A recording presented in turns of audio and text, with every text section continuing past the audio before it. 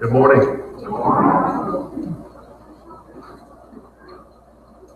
Take a look at our announcements. You'll see some on the screen and on the back of the bulletin. There's several more. Let's take a look at all those. Anybody need to make an announcement that's not on the bulletin this morning?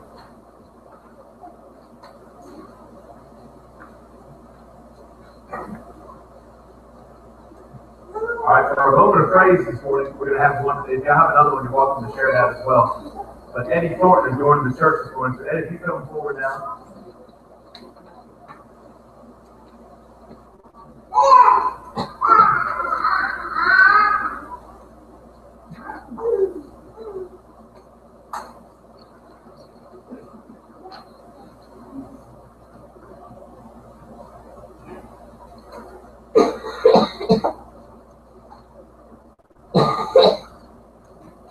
Eddie is going to be joining us from the Church of God as a transfer. We welcome him to our fellowship this morning. After we sing our call to worship, we're going to ask you during the greeting time to come forward and greet Eddie, but we're going to go ahead and have the membership induction here now. So Eddie, I've already talked these questions over with you. We're going to talk about them again this morning. We're asking him now if he will be loyal to the United Methodist Church and do all in his power to strengthen this ministry by his prayers, his presence, his gifts, his service, and his witness. And he and I have discussed this already at his home, so he knows what those questions mean. He is willing and able to do that. And so we ask him again, Eddie, will you do that? And now we welcome you into the fellowship of the church. Glad to have you with us.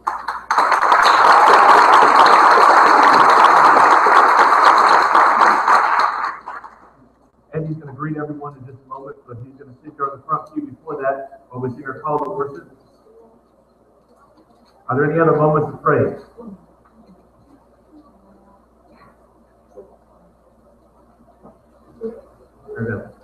Let's sing. And then we'll come up and Let's do that. Let's stand together and say, give thanks.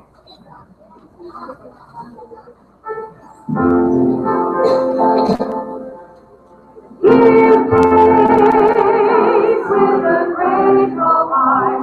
Give thanks.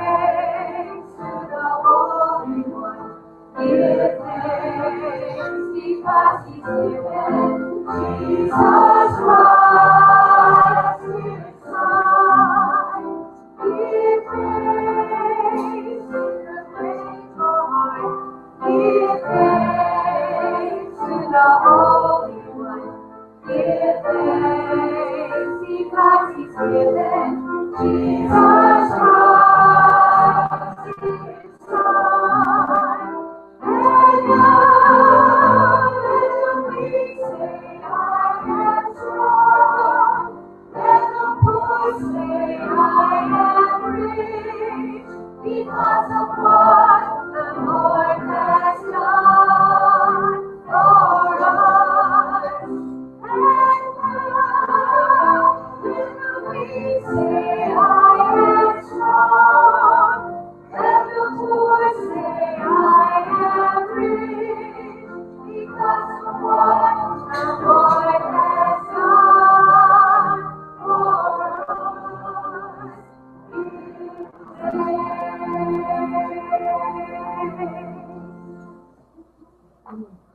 now you'll get to greet each other, but you do come and greet Eddie and make him feel welcome.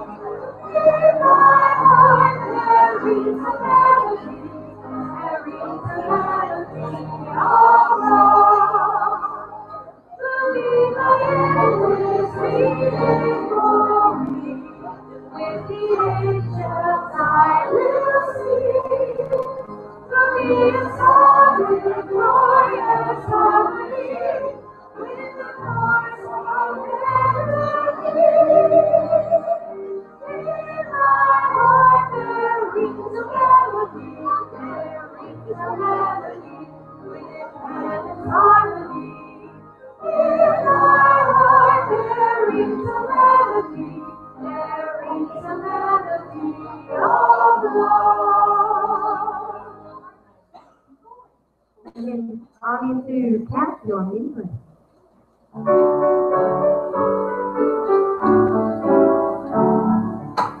When upon my fields you are tempest tossed, when you are discouraged, thinking all is lost, count your many blessings and live one by one, and it will surprise you what the Lord has done. Count your blessings, take them one by one.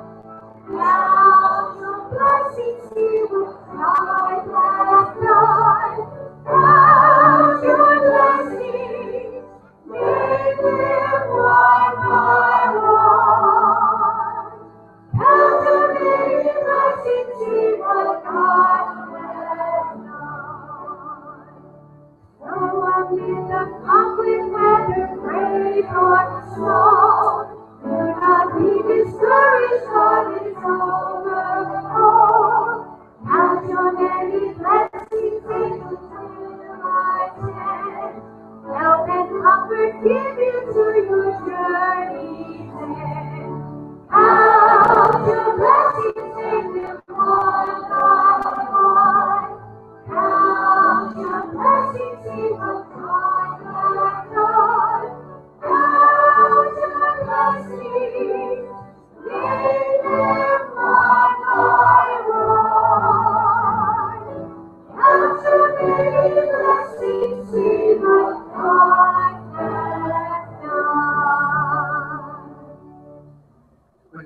The Apostles' Creed, which you'll find on the screen, in your bulletin, or at 881 in your hymnal. Let's join together now in this historic confession of our Christian faith. I believe in God the Father Almighty, maker of heaven and earth, and in Jesus Christ, his only Son, our Lord, who was conceived by the Holy Spirit, born of the Virgin Mary, suffered under Pontius Pilate, was crucified, dead, and buried. The third day he arose from the dead. He ascended into heaven and sitteth at the right hand of God the Father Almighty. From thence he shall come to judge the quick and the dead.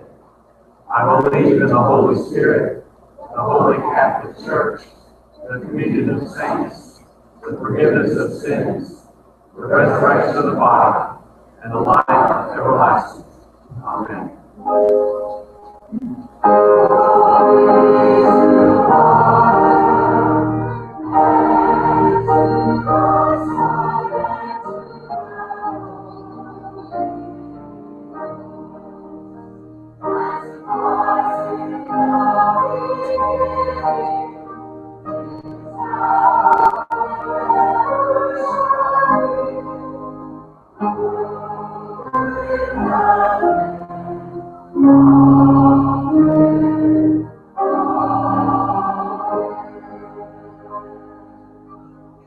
Thank you for your seats. Children, if you'll come forward now for your time.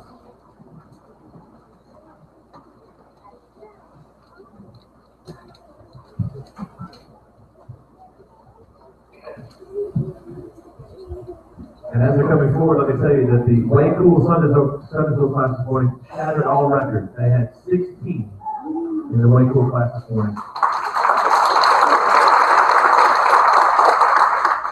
And we may yet see 16 show up here this morning.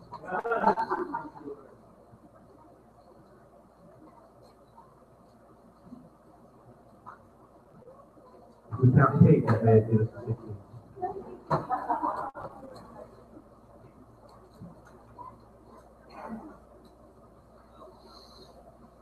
There are a lot of pretty faces up here. They look so good this morning. Helper and I were talking about. Okay. What Linda's doing here, you're finding the page here. I brought a book with me this morning that I wanted to read all of these. Landon helped me pick it out. The title of it is my favorite book. But Landon said it's not just the title, but it really is his favorite book. I want to read to you, okay? All right, let's see. It says, my friends and I show good manners when we listen to the grown-ups in charge and follow their rules. Let's see what this says. One time, a boy in second grade was mean to my friend Anthony. Let's go to the let's just read the end of it. Let's see what it says here. Their bodies are not going to be healthy if they do. Was that an awesome story? What do you think? It was short. Oh, was it good? It's full of all this information. Oh, bro, you got it. Say something a little bit outrageous. I think I read a sentence off the first page. I tried to pick something in the middle, and I skipped all the way to the end, read the very last sentence of the book. Say something what I read to you. Can y'all tell me what the book was about? Not really. Could you tell me maybe what the author was trying to tell us and what the whole purpose of that book was? Just say something what I read to you. Would you be able to do that? What do you think? It's true that there's probably where other people a little bit out of that, but I bet if I had read the whole book to you, it would have made a lot more sense, right? Well, let me tell you, McKenzie's got the other book we hear. There's another book that we all know very well that we need to think the same way when we're reading it. We can't just read a little bit at the beginning and a little bit in the middle and maybe a little bit at the end and it tell us what everything is about, can we?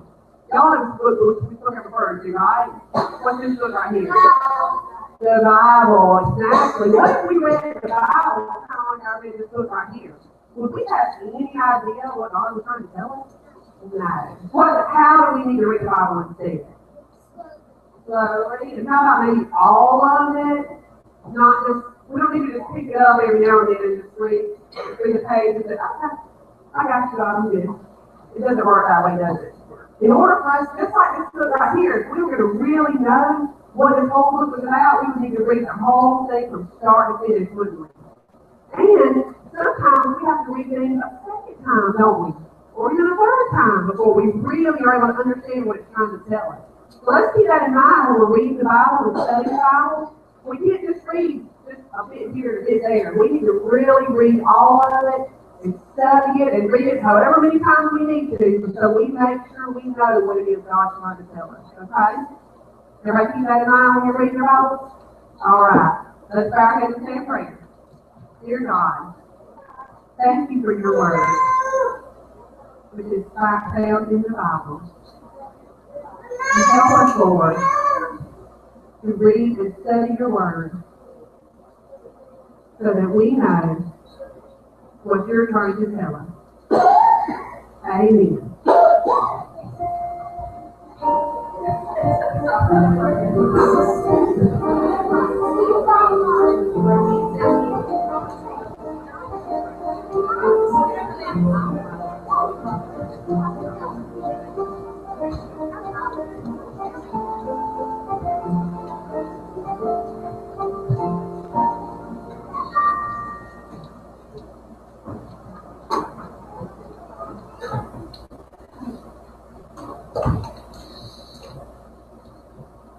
Of course, this morning, Brother Thomas Dennis is going to sing a song with us, one of my favorites, one of his brothers. I hope it's one of yours. It's such a powerful message. To listen to the words, especially.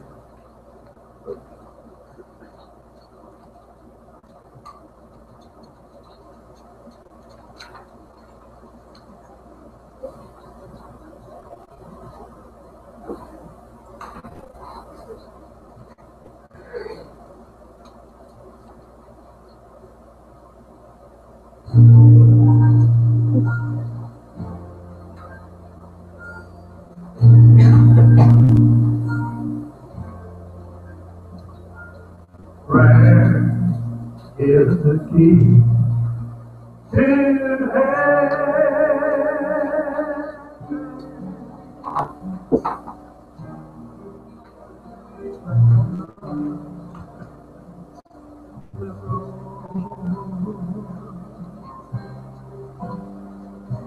Words are so Jesus.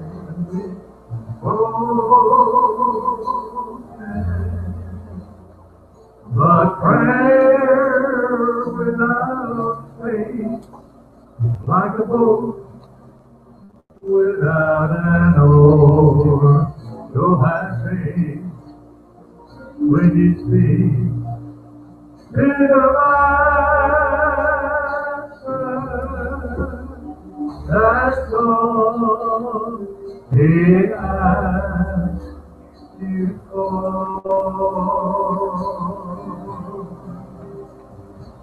Prayer is the key to heaven, but faith alone so new.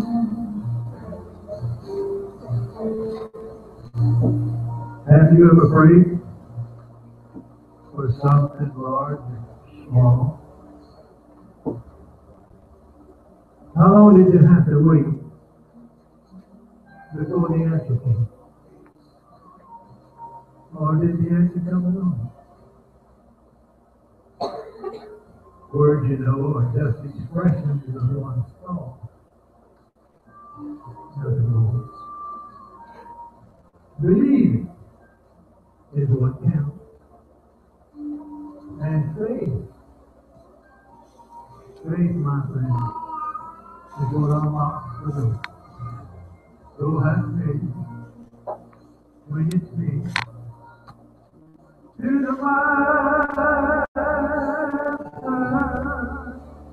That's all they ask you for.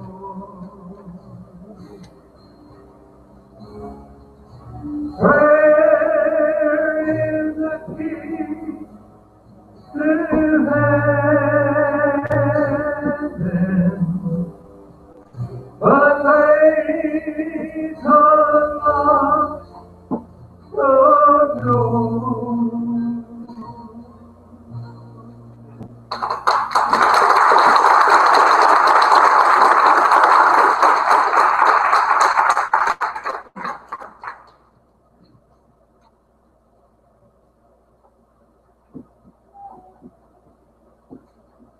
Here are the names of those we lift up this morning for prayer.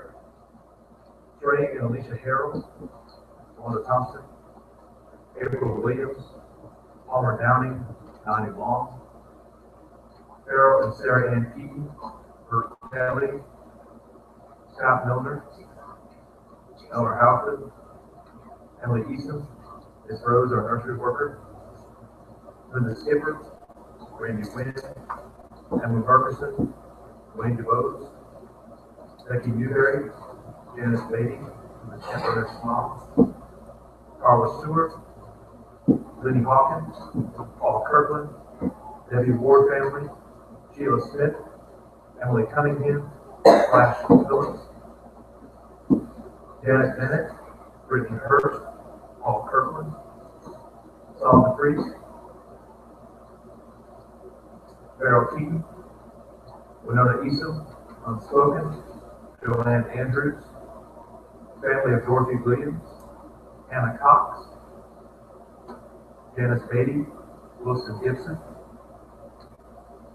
When I say this wrong, y'all tell me.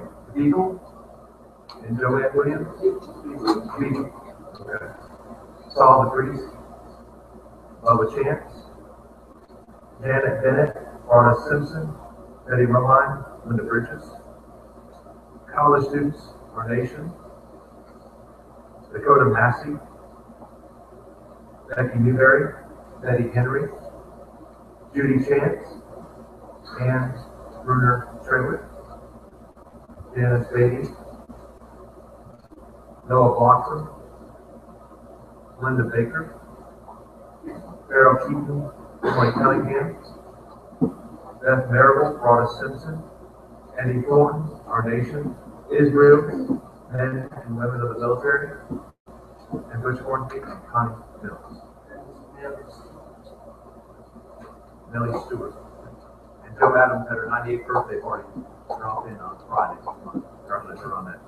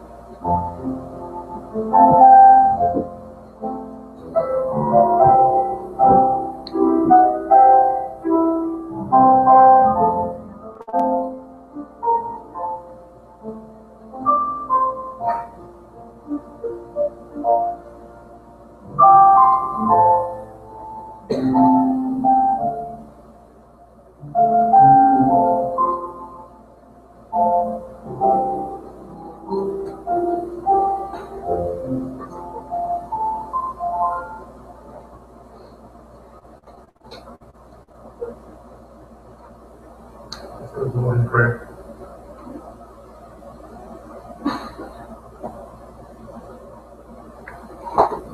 Lord, that list this morning is long. A lot of people. And Lord, if we kept listing, we might list for a long, long time. All of those that we care about. The ones for whom we show concern. The ones, Lord, that are written in our hearts that are breaking. As we think about them. As we think about the broken bodies. As we watch as those that we love shrivel up and pass away. As we watch, Lord, those who are destroying their lives, doing horrible things to themselves and others. Lord, I don't imagine how it breaks your heart to watch these things happen as well. But we know that you are the great physician, the healer. And so we call upon you now, Lord, to heal this brokenness. Take home, Lord, those who need to go home to be with you, to end their pain and suffering in this life. And those, Lord, who are left here, comfort them. Bring healing to their hearts, their bodies, their souls, their minds. Renew their strength, that they might worship you with glad hearts. Grateful, Lord, for what you've done. Lord, it's easy to look out and see pain. It's easy to look out and find hurt. But you want us, Lord, to be grateful. You want us, Lord, to be happy and joyous through the power of your Holy Spirit. So may the Holy Spirit fall afresh on us today and renew us as we worship you. These things we pray in the holy and precious name of Jesus, who taught us to pray, saying, Our Father, who art in heaven, hallowed be thy name. Thy kingdom come, thy will be done, on earth as it is in heaven. Give us this day our daily bread, and forgive us our trespasses, as we forgive those who trespass against us. Lead us not into temptation, but deliver us from evil. For thine is the kingdom, the power, and the glory forever. Lord, I want to be a Christian in my heart, in my heart. Lord, I want to be a Christian in my heart.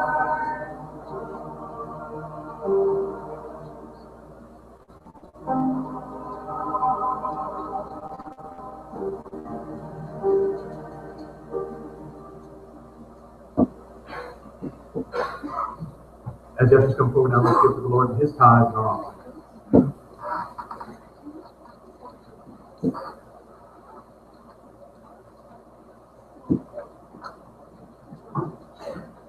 Let us pray. Lord, we are grateful for the opportunity to give back to you for all that you've given to us. So, Lord, let us give with generous hearts as you gave generously to us. In the name of Jesus, we pray.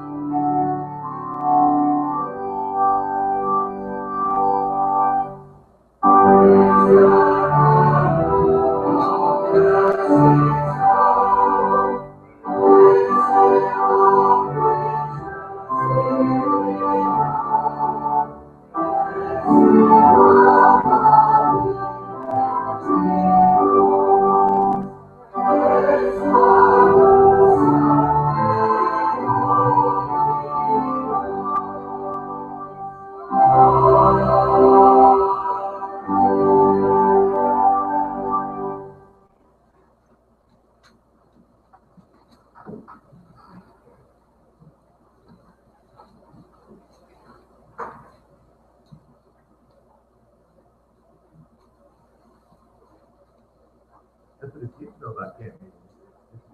It's unfamiliar to a lot of us now. A couple of housekeeping things for you. At the end of the pews, if you'll find the little red book and fill that out. This is not to assault the new people who are visiting with us today. This is just to let you know we're glad you're here. If you'd like us to know more about you, if you want us to come visit, we'll be glad to. If you just want to say, hey, I'm here, leave me alone, you can put that in there too. If you have a new address or a phone number, if you're visiting with us or you've been with us before, put that in there, just let us know. We want to keep in touch and let you know what's going on in the world. I want you to imagine that I have a cup in my hand. It's clear glass. Can y'all see it in your head? Okay? It's half full. Or is it half empty?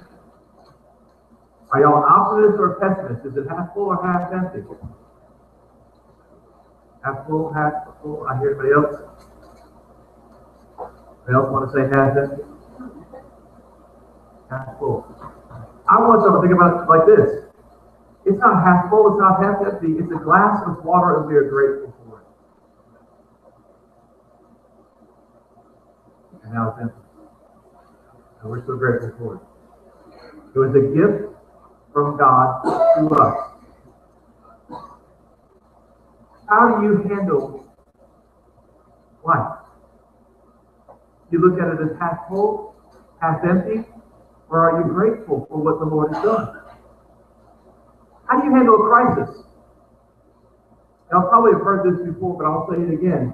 We are either in a crisis at the moment, heading into a crisis, or we're finally getting out of that crisis. But I hate to warn you, there's another one coming.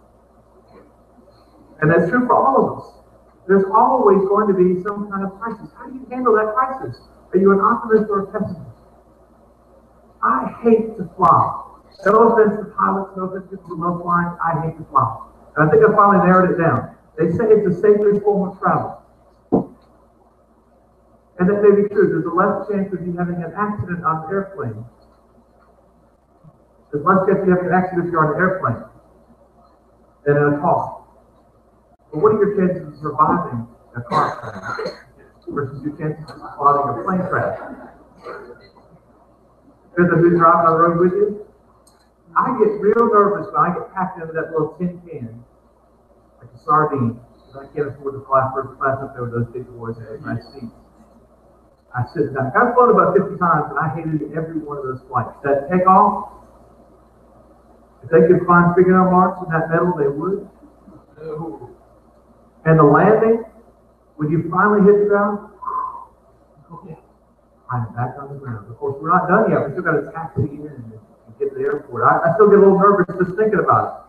I remember flying Air Trans. Y'all remember Air Trans before they changed their name? I was flying down to Atlanta in 1996. Rebecca and I were dating. I was living in D.C. She was home for the summer working in Atlanta. I flew to see her on Air Trans. While I was in Atlanta for the Olympics, there was a plane crash with an Air Trans jet over the swamp, Everglades. Plane went down. Y'all may vaguely remember that. I had to get on an Air Trans jet the next day. And y'all know the rule that they always talk about these things happen in threes. I did not want to be number 2 or number 3. So when I heard this story about a person who had to fly, I thought a little bit differently. They were in a plane, and they were flying, and there was a lot of turbulence that day, and the plane was bouncing. I think I would hate that flight. How can you imagine it? Bouncing all around. Suddenly, the plane lost cabin pressure and began to drop. And the room panicked. The airline panicked. Everybody on the flight panicked. Except for one guy. Just one. And after a while, we began to notice that he wasn't panicking. He was just sitting in his seat. Quietly sitting there. And so when the plane finally stabilized, the stewardess got up, unbuckled, and walked over to him and said, "Sir, I couldn't help but notice that as the plane was plummeting to a certain end, you were fine. Are you that much of an optimist?" He says, "Well, no, I'm a pastor, and I just know where my heart is. And I know what I'm supposed to do." She said, "That is so wonderful to hear. While you're on the plane, could you do something religious to help us?" And he said, "Sure." And he opened up the plate and took out a collection.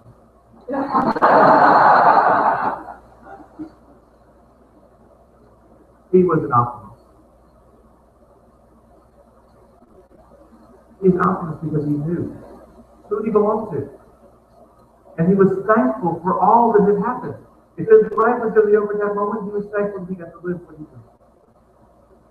We have to learn to be thankful. Not looking at the cup and saying, is it half full or half empty? Or all the way empty or all the way full? It's, I'm grateful for the cup. I'm grateful for the water. That's how Paul saw it in Ephesians. He was grateful. He was thankful for what God had done. I can't imagine being thankful for being locked up in bed. But Paul was. He was thankful. He was thankful because he had the opportunity to share his faith in a place that nobody else could go to share their faith. He was thankful to travel and go visit with people. How many of y'all like to stay at your relative's house for more than 3 days? Which one? Depends on the relative. I'm not going to put Cindy on the spot how long she'd let you stay at her house. 3 days is about right. There's an old adage, you probably have heard this before. After 3 days, company and fish begin to smell. Paul stayed 2 years with people. He must have really done something to impress them. He stayed 2 years. He stayed because he had a grateful heart and he wanted to impress upon them to have a grateful heart and he wanted them to have a glorious ministry in Ephesus. So he says these words. If you'll turn with me now to Ephesians chapter 5, beginning with the 15th verse.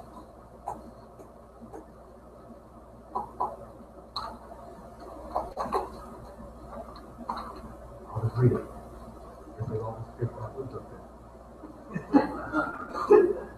I literally don't see anybody else there. Okay. Y'all just follow along. You can turn to your few Bibles with me if you need to. Be careful then how you live, not as unwise people, but as wise, making the most of the time because the days are evil. This book, this Ephesus book, teaches us how to live. I have a lot of folks talk to me this week and said, "Preacher, my mama said to me all week long, be sweet. And it's your fault. Bless your heart." Paul wants us to be sweet to each other, to be in love with each other. He wants us to be careful how we live. Be wise. How do you learn to be wise? You have to ask the Lord what He wants. Do it. How do you pray? When I ask people to pray in public, you ought to see their knees begin to buckle. When I ask the youth in the Sunday school class to pray, and I haven't done that lately, Camille, but it's coming. You'll pray out loud, Camille. She's praying right now that I don't call on her again.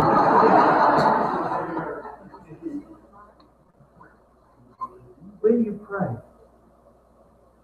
you lift up to the Lord, and usually you say, "Lord, I want." You don't say it that way. "Lord, you know I need a new car." I don't. But I know people who think that. Instead, be grateful for the car. Be grateful that the Lord has blessed you. And ask the Lord what His will is. What it says in our verse right here, 17. "So do not be foolish, but understand what the will of the Lord is." Instead of saying, "Lord, please let me have," get on your knees and say, "Lord, what do you want from me? What is your will for my life? Lord, what is your will?" If you know God's will and then do it, you're wise. Not according to the world's standards. The world thinks you're foolish. But according to the Lord's standards. Lord, what do you want from me? Some folks think that there's a way to get to God, get closer to God. And so they do all kinds of crazy things. Some of these y'all probably have never heard of, but I hope you'll learn from it as well. Here are these thoughts. In Northern Europe, there was a legend that the god Odin, I've heard of that, Odin taught people how to make mead, similar to beer. In South America, Viracocha taught people to make something called coffee from honey, another alcohol. The Greeks had Bacchus, who made wine. In Roman culture, they changed his name to Dionysus. Native Americans smoked peyote. Rastafarians still smoke pot today to get close to God. The whole idea was that you get close to God if you get drunk or high. Because you remove all your inhibitions and, "Lord, oh great, I can just receive you now." I don't think that's what Paul had in mind. In fact, he says it in the next verse, in verse 18. He says these words, "Do not get drunk with wine, for that is debauchery, but be filled with the Spirit." Lord, what is your will? Send your Holy Spirit to guide you to do your will. And you can find the Holy Spirit anywhere, but you may find it in other places more than others. You may find it at this altar. When we finish the service in a few minutes here, you can come to this altar. Maybe you'll find the Holy Spirit waiting for you there to comfort you, to encourage you, to lift you up, to send you forth into the world, to teach you. Maybe you'll find it if you go to the Temple Mount in Israel and stand where thousands, maybe millions of others have prayed, and put your piece of paper into the western wall, the Wailing Wall. Maybe when you went to Ephrata by the sea for the first time, and you drove through those gates, and the trees that lined it, and the Spanish moss laid you down, and you just felt the presence of God. Maybe you went to a Christian concert and heard 25,000 people singing together the third day. You felt the power of the Holy Spirit moving. We need to be drunk, not with wine, but with the Holy Spirit. So ask the Holy Spirit to come to fill you up and to send you so that you can do what you're supposed to do and be who you're supposed to be. Because when you experience the Holy Spirit, this is what happens next in verse 19. You sing psalms and hymns and spiritual songs among yourselves, singing and making melody to the Lord in your hearts. And here's the key, here's the end. And then you'll be able to give thanks to God the Father at all times and for everything in the name of our Lord Jesus Christ. This is the Word of God, people of God. We say, thanks be to God. When somebody begins to follow Christ, you notice a change in their attitude. When they truly begin to follow, not when they join the church, and I'm not thinking I did it because he just joined the church before. He's been following Christ for a long time. He's been a Christian for a long time. You can see it in his heart, you can see the way he acts. I'm not going to pick on Eddie anymore. But I'm just saying, you see it. You see it in the way that people live their lives. They live their lives with the glasses only half full or half empty. They live with a great gratitude that the Lord has given them a cup of water. We need to live our lives in such a way that we show the world that it is great to be a follower of Christ. It's great to belong to Christ. How do we show the world how good it is to follow Christ if we aren't happy with anything? We aren't grateful at all. There's an old story of two men who were out playing golf one day. One older, one younger. They get up in the first tee, and the young guy winds up, and he's got this big new Bertha club. They still use big Berthas in the house for play golf for a long time. I don't remember. Head about this big. Anybody? Nod the head or shake the head. He lines up the swing, and he swings with all his might. Boom! And he hits it as far as he can, and he watches it go, and then it begins that splash. Goes off to the woods. He searches in vain for 15 minutes trying to find that ball. And he finally gives up. He drops the ball and he takes another stroke. Boom, he hits it again, and again it goes off in the woods. I now he's getting a little upset. He's hurt. So he just drops the ball next to the woods and takes a 17 or something like that, and he decides, walks to the next hole. He gets to the next hole and turns to his caddy and he says, you better pay attention this time. Don't lose my ball. It's your fault.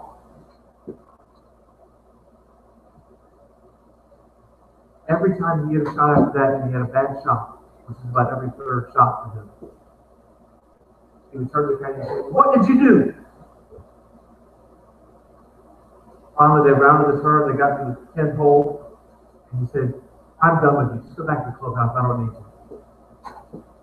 They got to the 11th hole and the 12th hole. He's still playing terrible golf. And the older man is talking very quietly. He says, you know, a couple of years ago, we had this little kid come up here, taken out of the caddy. He was sweet-natured, quick-witted. He was willing to chase any ball in the woods. He had a nose for golf. Everybody liked him. His name was William. He had a club foot. I looked up to see what club foot meant. And I've heard that term all my life, but never really saw what it meant. It basically means your foot is turned in. Like this.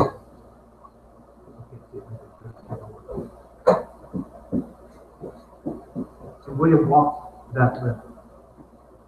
There was a doctor who loved to play golf every Wednesday afternoon, Homer, after his nap. And he noticed William, and he said to William, why don't you come with me?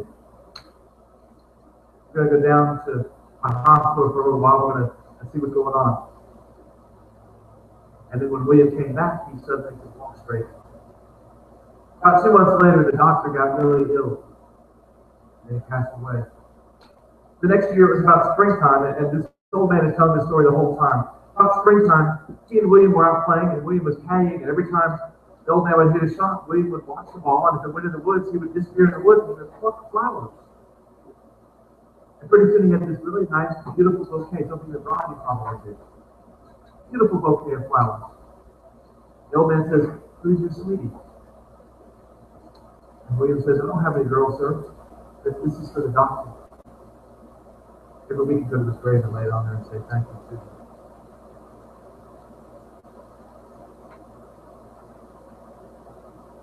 The doctor took him with him and fixed his foot.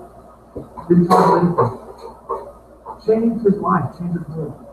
By now, this old fellow is almost finished with the story. The young fellow looks at him and says, "Now, that's some caddy worth having. Whatever happened to him?" Fired him. That's good.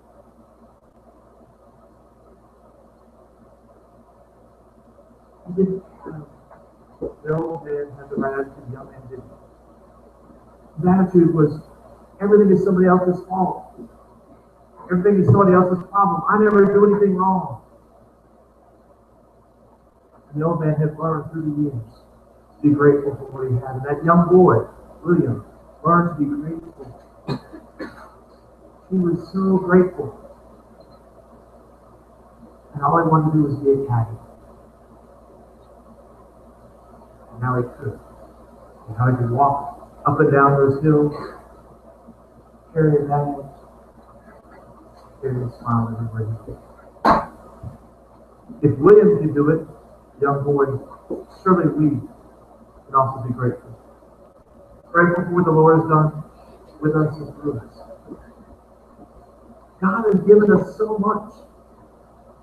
He has blessed us beyond measure. How are you showing the world what God has done?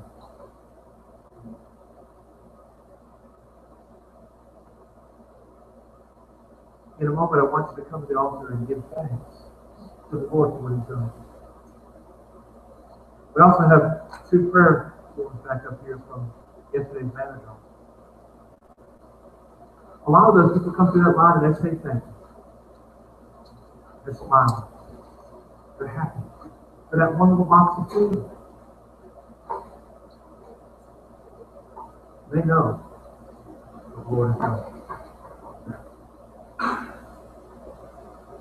So I challenge us today to be grateful. Not to see a glass half empty or half full, but to see a glass and thank you that we have it. So as we sing our hymn, come, be grateful. And then go out and live your lives as grateful people for what the Lord has done.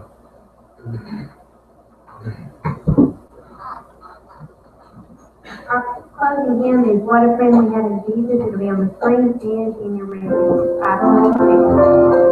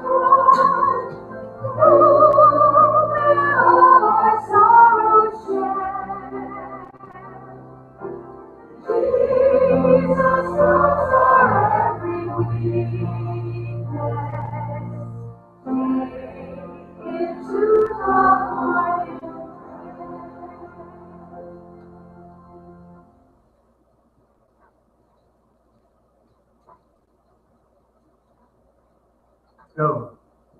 Say thanks be to God.